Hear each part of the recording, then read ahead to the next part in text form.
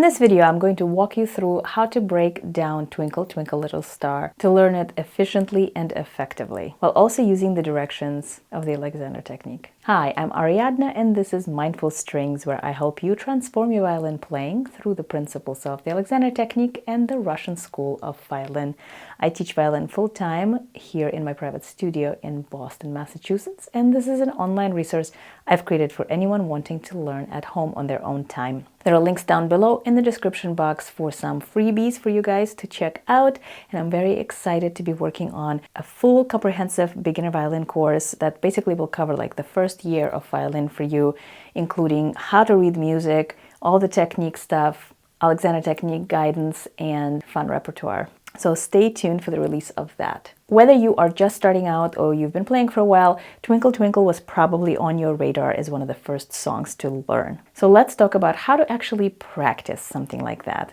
And this type of practice will actually apply to advanced repertoire as well. It doesn't matter what it is. First of all, of course, we're going to start with our posture. And when I say posture, I really mean the presence in your body and awareness of the space around you and the violin in your hands. So you want to do kind of a mind-quieting body scan where you notice your breathing and you notice the ground underneath your feet, and you check in with all the larger muscle groups to make sure that you're not tightening them for no reason whatsoever. For instance, your glutes, your calves. Oftentimes big breaths come in during this stage.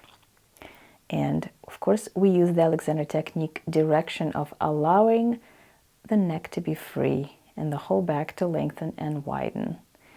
As the neck is part of the spine, we really want to include it in the vertical axis of our body and not try to think of it separately. You bring the violin up, you make sure that the instrument comes to you and that you're not the one reaching for it.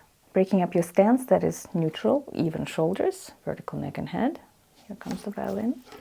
So I typically teach Twinkle Twinkle on A and E for beginners because it's easier that way. Some books have it written on D and A, which you can do, but playing on the D and A strings is actually not very beginner friendly because they're so close together angle-wise that people might struggle with the string changes here. So the first two measures are pretty simple. We have 2 quarter note A's, 2 quarter notes E's, 2 quarter notes F sharp, and then 1 half note E. The elements to work on here is primarily bow distribution, making sure that you're using roughly half a bow for each quarter note and a full bow for a half note, string crossing without too much noise, playing the F sharp in tune, and general sound quality. So this is what we're after here.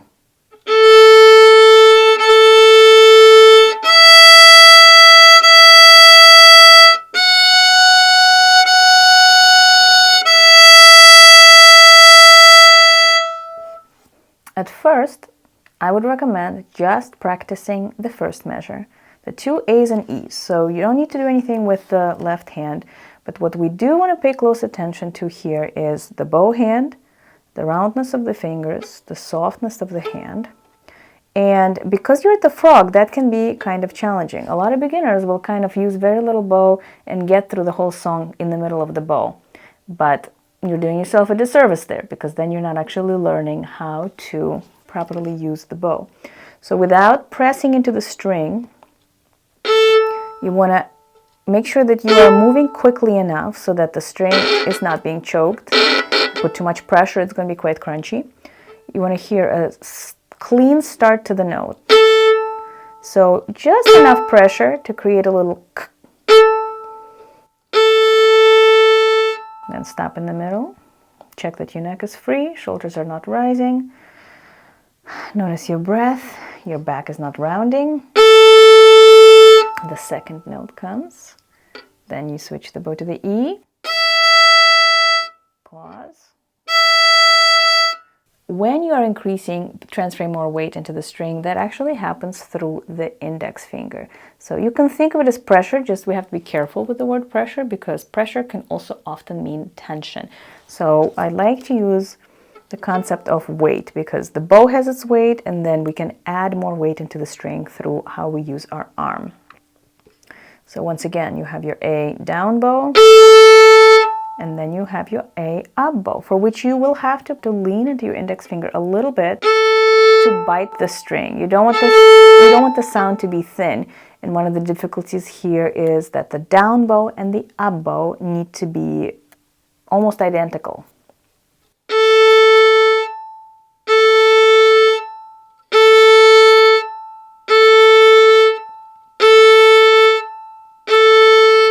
Notice my left hand is not even in first position anymore. At this point, all I care about is the start of each note, the pause in between, and the sound quality.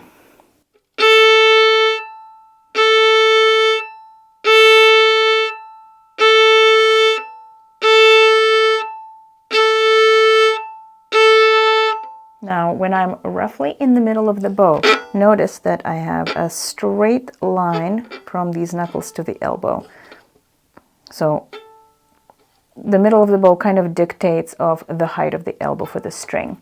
Now, for the next two notes, we have to switch to the E string. The arm angle changes here.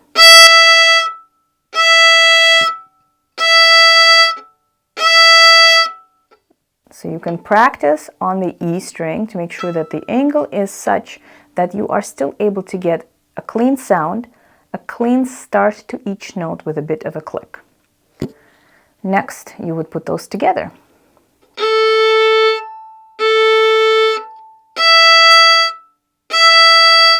You may opt to make the breaks between the notes a little bit longer, just so that you can actually give yourself enough time to notice what's going on in your body, because chances are you are going to be tensing up and working very hard to play just those few notes. Especially in the beginning, this is what happens. And this is kind of a way to really lay it out and put it under a microscope. It may sound super tedious, but I'll tell you, if you can break down the piece you're playing into the tiniest bits and make sure that you are creating them with as much ease as possible, you're going to avoid wiring into your nervous system the repetition of playing something poorly. We really want to avoid that, because once you learn something poorly, it's going to be wired into your brain forever. So to rewire it is much more work than starting from scratch really, really intentionally. So let's actually first go ahead and create more space. Noticing once again your neck and your shoulders and your feet and your glutes, just a quick body scan. A bow, making sure that your bow is balancing in your hand lightly. This is very challenging. You don't want a straight wrist and a stiff hand. This is very soft and mushy hand, sometimes I tell my students. Very springy. Switching the strings, elbow is lower. Same thing. Don't lock anything in. Breathe. A bow. Now, you can do that a few times. Noticing the neck, noticing the movement in your ribs. Not pressing on the string, just confidently moving the bow.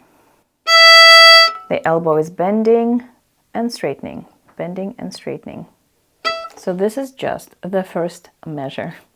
The second measure has your first finger F sharp and then an open E, as I said before. So here, same principle. First of all, we want to find the F sharp in tune. So you can play yourself an E, and then make sure that the first finger is a whole step up from that E. Use your ear or a tuner app if you must.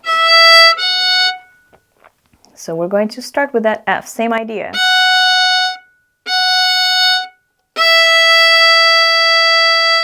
On the half note, I want to reach the tip of the bow. The F sharp, you want to press the first finger down just enough so that the string makes a clean sound, but you don't want to press it so hard that it actually is, once again, tightening and tiring out your hand. So how to know if you're putting enough pressure? Well, you are going to start by touching the first finger on the string in the spot of the F sharp, just barely touching it. I'm not pressing at all. And you're going to play, and you're going to hear a very wispy, kind of almost harmonic sound. And then you're gradually going to add pressure The point at which the sound becomes clear, that's the point to stop pressing. So you will realize that you might actually be working way harder with your hand and fingers than you have to. The distance between the fingerboard and the string is not very much at all. So you go ahead and you practice that second measure.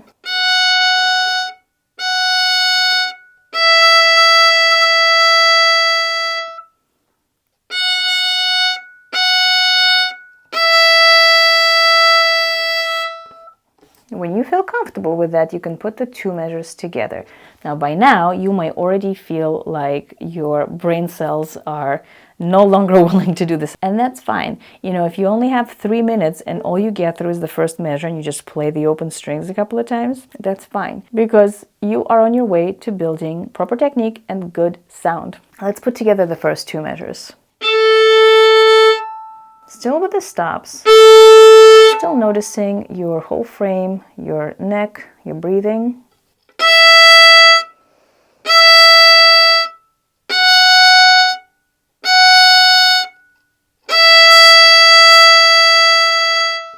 Okay, and then over time, you can completely disappear those silences between the notes if you are working on your bow changes.